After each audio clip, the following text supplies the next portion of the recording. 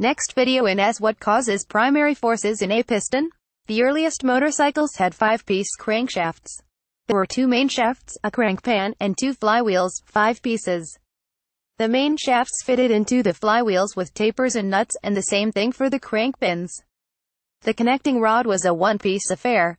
You assembled the bearing onto the crank pan, slid the rod onto the bearing, put the other flywheel on the end of the pin, did up the tapers and nuts, lined it all up with hammers and dial gauges, and you had yourself a crankshaft.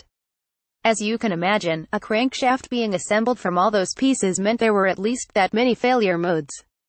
Very early there was a desire to simplify matters by making a 1-piece crankshaft and having the connecting rod come apart into 2 pieces.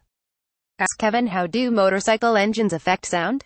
Cycle World technical editor Kevin Cameron answers your motorcycle engineering and mechanical questions. During the 1960s, Honda elevated the art of tiny racing engines by building 50cc twins, a 125cc 5-cylinder, and 250cc and 297cc 6-cylinders. All of those engines had 1-piece connecting rods and crankshafts that were assembled by pressing all of these pieces together. Honda realized that was never going to be the key to making a mass-produced product. The 1969 CB750 inline-4 had split and bolted connecting rods and a 1-piece forged steel crankshaft, very rugged. That's the way Moto and Formula One engines are built to this day.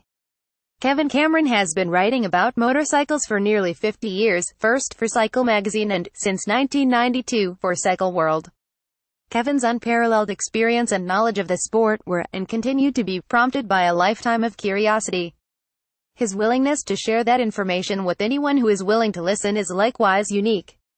Kevin's greatest strength lies in his ability to present complex subjects in simple terms, with clarity and, often, humor.